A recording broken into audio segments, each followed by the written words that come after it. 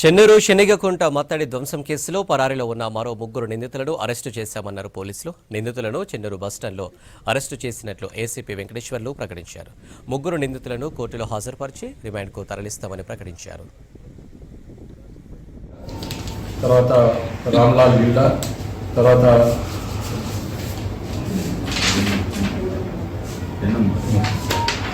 NM Banaiah, ఈ ముగ్గురిని ఈరోజు ఉదయం బస్టాండ్ సమీపంలో పట్టుకోవడం జరిగింది.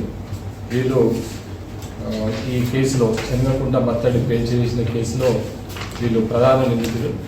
వీళ్ళు బత్తుల సమ్మయ్య, రామ్లాల్ బిల్డా, వీళ్ళంతా కూడా ఒక టీం ఉంటుంది. వీళ్ళు టోటల్గా 13 మంది ఎక్యూజులు.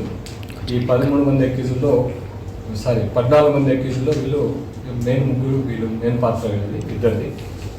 ఈయన ఏంటంటే బత్తుల సమ్మయ్య, రామ్లాల్ బిల్డా ఆడిటర్లు. వీళ్ళు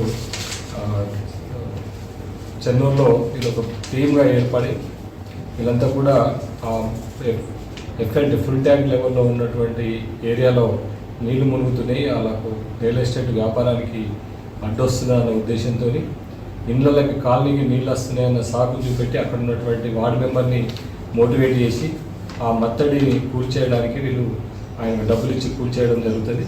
వీళ్ళిద్దరు కలిసి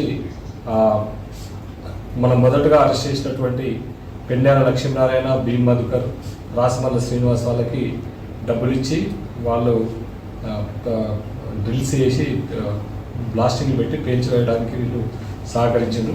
వీళ్ళంతా కూడా ఈ కొన్న వ్యక్తులతో మోటివేట్ చేసి వాళ్ళతో, తర్వాత ఇక్కడ పబ్లిక్ వాళ్ళని మోటివేట్ చేసి ఇదంతా కూడా ఈ లక్ష్మీనారాయణతో చేయించినట్టుగా మనకు ఇన్వెస్టిగేషన్లో ప్రూవ్ అయింది. వాళ్ళని ఈరోజు ప్రాపర్గా అరెస్ట్ చేసి వాళ్ళని కూడా కోర్టులో హాజరుపరచడం జరుగుతుంది. ఇప్పుడు మీరు బస్టాండ్ చెన్నూరులో జరిగింది. ఇన్ని రోజులు పరారీలో ఉన్నారు. వాళ్ళు మొదటి నేరస్తులు పెండ్యాల లక్ష్మీ